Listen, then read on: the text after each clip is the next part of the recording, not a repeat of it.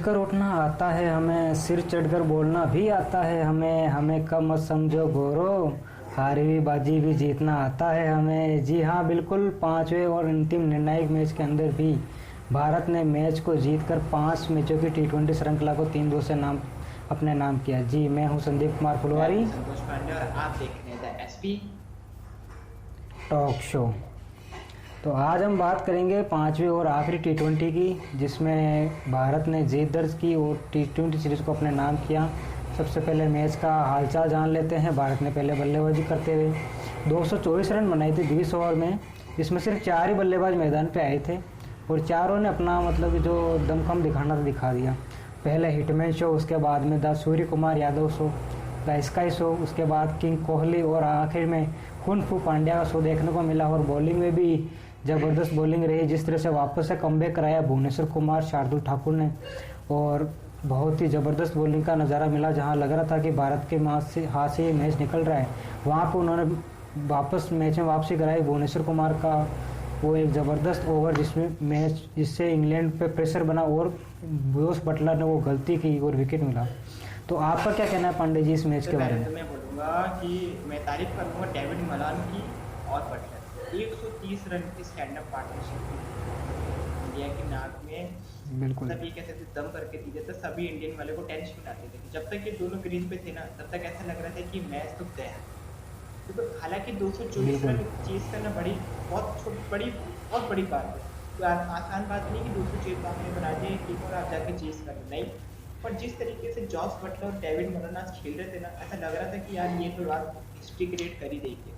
But suddenly सच बता रहा हूँ, ये जो इत्तेफाक शुरू हुआ, तब कह सकते हैं कि सिनारियो बना, एक तरह से टर्निंग पॉइंट हुआ वो दीपक चहर का, राहुल चहर का बॉलिंग। उन्होंने राहुल चहर जब उस बॉलिंग अटैक में आए तो उन्होंने उस ओवर में सिर्फ 7 रन दिए। उसके बाद से अगले ही ओवर में विराट कोहली ने भुवनेश्वर कुमार को इंट्रोड्यूस करवा दिया, जो सबसे सफल दिख रहे थे। फिर वहाँ पे प्रेशर क्रिएट हुआ, वहाँ से विकेट गए, और फिर हर ओवर लगातार 4 ओवर में इंग्लैंड अपने विकेट लूज करता गया और इंडिया को मैच में लाता गया। तो ये तो बात हुई, चलिए टर्निंग पॉइंट। पर स्टार्ट करते हैं आज की टॉस से। टॉस हुआ, इंडिया टॉस जीती और भारतीय टीम नए ओपनिंग। सबसे पहले बताइए क्या कहेंगे ओपनिंग के? जी, टॉस इंग्लैंड ने जीता था। टॉस इंग्लैंड ने, देखो 3 मैच में लगातार ही टॉस इंग्लैंड जीतते आ रही है, पर नई बैटिंग ओपनिंग पेयर से उतरी इंडिया। किसी ने सोचा भी नहीं था। आप पता है, आप अगर 5 मैच का एनालाइज करें ना, तो कितने भी एक्सपर्ट आ गए, पर कोई भी ये इंडिया की फिक्स टीम नहीं बता पाएगी ये ही फिक्स टीम इंडिया उतारेगा। हर मैच में कुछ ना कुछ सरप्राइजिंग एलिमेंट था, और आज के मैच में जो सरप्राइजिंग एलिमेंट था वो था ओपनर। और ओपनिंग में कौन है? रोहित और कोहली। और इन दोनों ने जो मारी गोली इंग्लैंड की निकल गई। हाय तो क्या कहेंगे इन दोनों की ओपनिंग पार्टनरशिप? क्या अब इंडिया इन ओपनिंग पार्टनरशिप के साथ इन दोनों को ही आगे लेके जाना चाहिए कि नहीं, कि केएल राहुल की वापसी होगी, ईशान किशन की वापसी होगी? जी बिल्कुल, पहले तो मैंने जब मैच देखा था, स्टार्ट हुआ था, तो कोहली को देख के मैंने सोचा शायद 1-2 विकेट गया होगा, तभी कोहली क्रीज पे आए। मगर स्कोर कार्ड की नज़र मारता हूँ तो देखता हूँ कोई विकेट ही नहीं है। वहाँ देखता हूँ प्लेइंग इलेवन में बहुत चेंज था, राहुल नहीं थे, और बहुत शॉकिंग लगा। हालांकि बहुत फ़ायदेमंद भी रहा भारत के लिए, क्योंकि 94 रन की ओपनिंग पार्टनरशिप हुई। और बात करते हैं फ्यूचर के अंदर कोहली को ओपन की, तो नहीं, मैं नहीं देखता कोहली को ओपन के लिए। जो राहुल है, जो आपके शिखर धवन जो ओपनर है, उन्हीं को आप कंटिन्यू रखिए, क्योंकि उनकी फॉर्म बरकरार भी नहीं, लेकिन क्या कभी उनकी फॉर्म वापस नहीं आएगी? बिल्कुल आएगी, फॉर्म में आएंगे, उनको टाइम लगेगा, लेकिन मैं उनके साथ ही वापस कंटिन्यू रखना चाहूँगा। आपके पास इस समय इसलिए ओपन में आए कोहली, क्योंकि नंबर 3 पे सूर्य कुमार यादव थे, जो कि धमाकेदार एक अच्छे स्ट्राइक के साथ रन बना रहे थे। इसलिए कोहली ने अपने आप को ऊपर भी किया, क्योंकि वो सोच रहे थे नीचे वो भी नहीं रन नहीं बना पा रहे, ना ओपनर रन बना पा रहे, तो उन्होंने राहुल को बाहर करके नटराजन को अंदर लिया, जो कि सही भी साबित हुआ। क्योंकि अगर आज 5 बॉलर के साथ उतरती ना, तो शायद ये मैच आप इंग्लैंड की तरफ देखते। पर देखो, बॉलिंग में आज 6 बॉलिंग ऑप्शन के साथ उतरी, और कहीं ना कहीं वो भारत के लिए पॉजिटिव साइन साबित हुआ और भारत को उसमें से जीत हुई। बट फिर भी आज हार्दिक पांड्या का दिन भी इतना अच्छा नहीं जा रहा था। मतलब बैटिंग में आज उन्होंने धो दिया, पर बॉलिंग में आज थोड़े पिट गए। पर वो तो छोड़िए, वो तो अच्छा हुआ, भारत के पास 6 बॉलिंग ऑप्शन थे। बट आज बात करेंगे ना, आज अपन बात करेंगे कि इंडिया की तरफ से कोई भी नेगेटिव पॉइंट नहीं है। आज इंडिया को अपने सारे पॉजिटिव मिले। आज इंडिया को रोहित की बल्लेबाजी वापस मिल गई। जिस तरीके से उन्होंने शुरुआत में धोना स्टार्ट किया इंग्लैंड को, आया है क्या शॉट्स मारे इधर उधर हर दिशा में, ऑफ साइड, लेग साइड, पीछे आगे, हर व्यू ऑफ सब जगह उन्होंने चौके छक्के की पाड़ लगा दी, छाड़ लगा दी। उसके बाद से उतरे सूर्य कुमार यादव।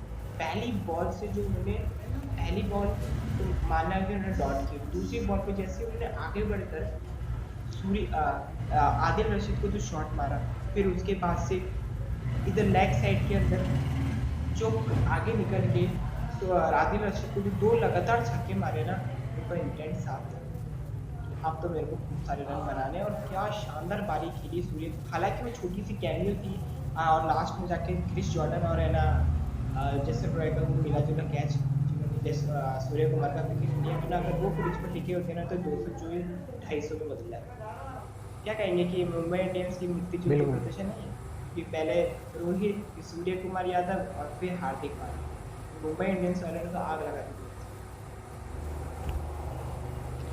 जी हाँ, मुंबई इंडियंस की टीम खेल रही है भाई, वो मुंबई इंडियंस की टीम ही टीम नज़र आती है और ज़बरदस्त बैटिंग प्रदर्शन था। कोहली अंत तक टिके रहे और इस सीरीज में उनकी एक खास बात नज़र आई कि जहाँ उनका फॉर्म नहीं था वो फॉर्म बनाए, 231 रन बनाए और मेरी नज़र में शायद वो मैन ऑफ द मैच भी रहेंगे।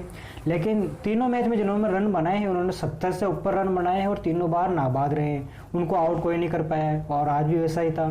ज़बरदस्त इंटेंट बल्लेबाजी के साथ और रोहित शर्मा की वो एक धमाकेदार धुआंधार पारी जो कि मैच को स्टार्ट से मतलब कि भारत के पक्ष में ला रही थी। हालांकि पिच जैसे मैं लग रहा था कि जिस तरह से भारत ने बल्लेबाजी की इंग्लैंड भी वैसे ही बल्लेबाजी करेगा, क्योंकि पिच पे बॉलिंग के लिए मदद नहीं थी, मगर जिस तरह से इंडियन बॉलर्स ने बॉलिंग की उन्होंने कहा, साबित कर दिया कि हाँ इंडिया के पास क्वालिटी बॉलर है, एक्सपीरियंस नहीं है लेकिन क्वालिटी बॉलर्स हैं।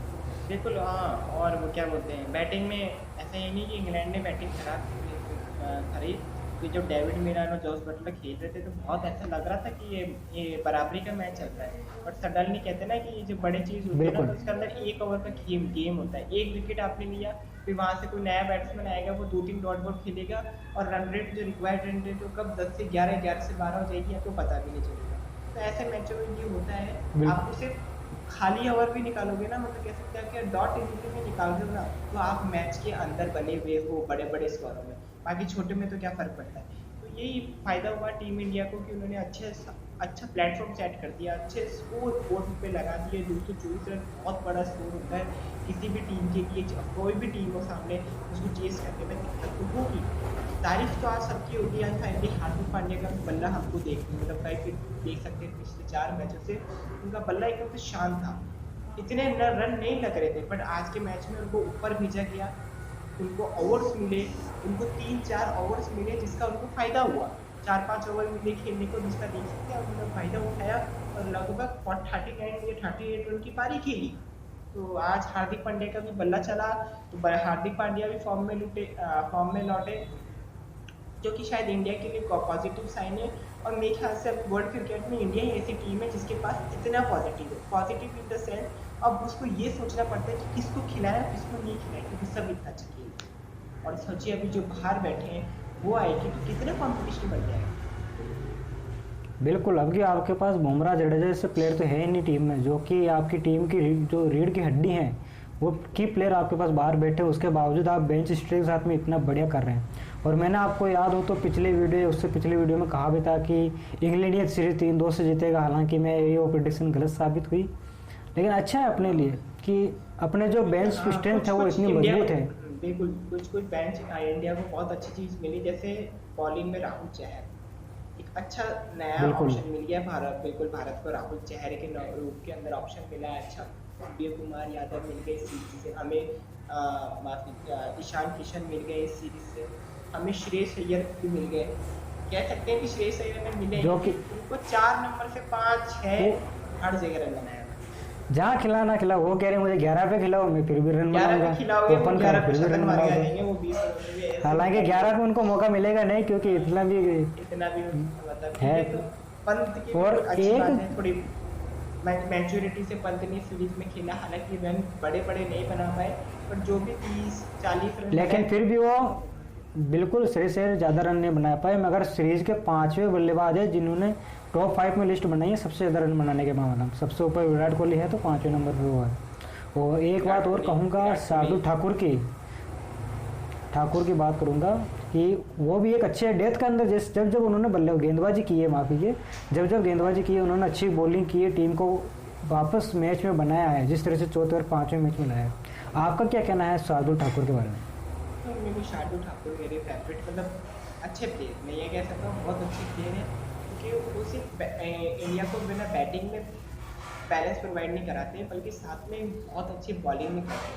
वो शुरुआत में भी बॉलिंग कर सकते हैं पावर प्ले के अंदर, फिर मिड ओवर्स के अंदर भी आके बॉलिंग कर सकते हैं, और एटलीस्ट वो डेथ के अंदर तो बॉलिंग कर सकते हैं। हाँ, कभी कभी बहुत ज़्यादा इकोनॉमिकल बॉलर है, ये कह सकते हैं इकोनॉमिकल बॉलर है, बट उनके अंदर कैपेबिलिटी है विकेट लेने की। जिस तरीके से कटर्स डालते हैं, स्लोवर डालते हैं, मिश्रण उनका जो है ना वो बहुत तगड़ा है, जिसके कारण से उनको विकेट मिलते हैं। पर हाँ, वो थोड़े इकोनॉमिकल हो जाते हैं, पर उसको उसी चीज़ का उनको ध्यान रखना पड़ेगा कि मैं ज़्यादा इकोनॉमिकल नहीं हूँ। कि आज भुवनेश्वर कुमार ने यही किया। भुवनेश्वर कुमार जब ये आपको बता दूँ कि जब ये मैच शुरू हुआ था T20, तो विराट कोहली ने ये कहा था कि भुवनेश्वर कुमार के आने से हमने टीम को बहुत ज़्यादा स्ट्रेंथ मिली। उन्होंने क्यों कहा था भुवनेश्वर कुमार का, वो ये आज आपको पता चला होगा कि ना भुवनेश्वर कुमार का नाम उन्होंने क्यों लिया। जिस तरीके से उन्होंने बोली या जहाँ सारे बॉलर फिट रहे थे, वहाँ उन्होंने 4 ओवर में मात्र 15 रन देके 2 विकेट लिए। अगर सोचूंगा अगर इन्होंने जैसलमेर का आउट नहीं किया होता तो जैसलमेर अभी तक तबाही मचा चुके होते। क्या कहेंगे भुवनेश्वर कुमार के फॉर्म में? आपने एक बार क्वेश्चन भी किया था हमारे कि ना उनकी फॉर्म लगवाई हुई है। जी हाँ, मैंने सवाल किया था, मगर मैंने ये नहीं कहा था कि भुवनेश्वर कुमार अच्छे बॉलर नहीं, मैंने कहा था कि वो रन तो कम देते हैं मगर विकेट नहीं चटकाते। और आज के मैच में विकेट भी चटकाए उन्होंने, बहुत ही बेहतरीन ज़बरदस्त विकेट चटकाए थे। पहला विकेट तो पहले ही ओवर में, और उसके बाद जहाँ ज़रूरत थी वहाँ विकेट चटकाया जोस बटलर का। मैंने कहा था कि उनके पास वो लेयर नहीं है, वो भी हाँ बिल्कुल मैच पलट दिया, वहाँ से पूरा मैच पलट गया और मैच भारत के पक्ष में गया। भुवनेश्वर कुमार अच्छे गेंदबाज है, स्विंग गेंदबाज है, मगर उनकी जो विकेट लेने की एबिलिटी वो भी बहुत अच्छी है। मगर इस सीरीज में क्या कि वो कंटिन्यूस नहीं देती, मतलब लगातार विकेट रन कम दे रहे थे मगर विकेट नहीं चटका रहे थे। इंडिया के पास एक्सपीरियंस में सिर्फ वो एक ही गेंदबाज थे, उनको आजमाया जा रहा था और उस पर खरे भी उतरे। और अच्छा लगा कि उन्होंने परफॉर्मेंस दी, टीम को जीत दिलाया और टीम की जीत में एक अहम भूमिका निभाई। ये तो बात हुई हमने बैटिंग की पॉजिटिव। हमारे जैसे इंडिया के लिए पॉजिटिव तो काफ़ी रहे, नेगेटिव में हमारे सबसे बड़ा नेगेटिव पॉइंट होगा केएल राहुल की। इंडिया अगर इंडिया के दृष्टिकोण से देखें, इंडियन फैंस के दृष्टिकोण से देखें, तो राहुल का आउट ऑफ फॉर्म किसी भी इंडियन फैंस के लिए थोड़ा चिंताजनक है। बट कुछ जिस तरह के प्लेयर हैं वो बेसिकली मैं कह रहा हूँ बहुत जल्दी अपने फॉर्म को एक्वायर कर लेंगे। बट ये है कि टीम इंडिया के लिए बहुत सारे प्रॉब्लम्स अब सामने आने वाली है कि किसको खिलाएं किसको नहीं खिलाएं, क्योंकि वो जिसको भी खिला रही है ना वो सब परफॉर्मेंस करते रहे यार। अब आप ये सोचोगे कि सूर्य कुमार यादव खिलाएं या श्रेयस अय्यर को खिलाएं, ये दोनों बहुत तगड़ा खेल। पर मेरे ख्याल से शायद इंडिया सूर्य कुमार के साथ जाएगी T20 के, क्योंकि जिस तरीके प्लेयर है ना कभी भी मैच पलट सकते। बिल्कुल बिल्कुल, वो सूर्य कुमार यादव का स्ट्राइक रेट भी बेहतर है श्रेयस अय्यर से। लेकिन सूर्य कुमार यादव की एक बात आपको गौर करने लायक रहेगी, उनको आप टॉप फॉर्म में खिलाते हो तो ही वो अच्छा स्कोर कर पाते हैं। उनकी हिटिंग एबिलिटी बहुत अच्छी है, हार्दिक पांड्या से भी बेहतर है देखा जाए तो। मगर उनको अगर आप टॉप फॉर्म में खिलाते हो तो वो स्कोर करेंगे, वो अगर उसके नीचे आप भेज देते हो और कुछ स्कोर नहीं कर पाते हैं। जबकि श्रेयस अय्यर में वो कैपेबिलिटी है, उनको आप कहीं भी खिलाए वो रन बनाते हैं। उनका टेम्परामेंट बहुत अच्छा है, उनका जो हिटिंग एबिलिटी है, जो टिक्कर खेलने की एबिलिटी वो बहुत अच्छी, इसी वजह से वो वनडे टीम में T20 टीम में है अभी भी। और मेरे ख्याल से अभी अगर वर्ल्ड कप होगा ना तो शायद मेरे ख्याल से विराट कोहली अपनी पोजीशन को ड्रॉप कर सकते हैं सूर्य कुमार यादव के लिए, या चौथे नंबर पर चल रहा है या ओपनिंग में चले जाएं, कैसा भी होगा। बट मैं नहीं चाहता कि वो ड्रॉप करें, बट शायद ना शायद अब मेरे ख्याल से श्रेयस अय्यर से ज़्यादा प्रायोरिटी सूर्य कुमार यादव को मिलेगी T20 वर्ल्ड कप में। हालांकि ऐसा मुझे लगता है, बिल्कुल। हालांकि T20 वर्ल्ड कप में दोनों को मौका मिलेगा, दोनों जगह बनाएंगे। अगर लगातार सूर्य कुमार यादव अपनी फॉर्म को लगातार बनाए रखते हैं तो मिलेगा मौका। और जहाँ तक विराट कोहली का जो नंबर 3 का स्लॉट को सेक्रीफाइस करने की बात है, तो सूर्य कुमार यादव अगर उस नंबर 3 के स्लॉट पर विराट कोहली से बेहतर प्रदर्शन करते हैं तो मेरा नहीं मानना कि वो सेक्रीफाइस होगा, वो सेक्रीफाइस होगा टीम के लिए, ना कि अपने आप के लिए। और टीम के लिए कुछ अच्छा मिलता है तो बहुत अच्छा है। ये इंडिया के पास अच्छा है, जीतने का मौका है, शायद इंडिया को इसके लिए जाना चाहिए।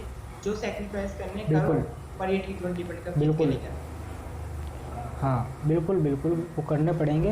तो और टीम की, बोलिए। बिल्कुल, मैं आपसे ये पूछना चाहूँगा कि आप, अगर आपको ये, मतलब मैं आपको दे रहा हूँ कि आपको 5 पॉजिटिव पॉइंट्स बताने हैं कि है ना, क्या इस पूरी सीरीज में 5 पॉजिटिव पॉइंट्स टीम इंडिया की तरफ से क्या हो सकते हैं आपकी तरफ से, आपके लिए? सबसे बड़ा पॉजिटिव पॉइंट रहेगा विराट कोहली का फॉर्म में वापस लौटना, क्योंकि बहुत समय से उनका फॉर्म था नहीं। विराट कोहली टेस्ट में बिल्कुल फेल रहे थे, यहाँ फॉर्म में उनका लौटना। दूसरा पॉजिटिव पॉइंट रहेगा शार्दुल ठाकुर, जिस तरह से डेथ ओवर्स में वो बॉलिंग करते हैं, मिडल ओवर्स में बॉलिंग करते हैं। तीसरा पॉजिटिव पॉइंट रहेगा हमारे लिए भुवनेश्वर कुमार का फॉर्म में लौटना, भुवनेश्वर कुमार की कंसिस्टेंसी, उनका इकोनॉमिकल होना।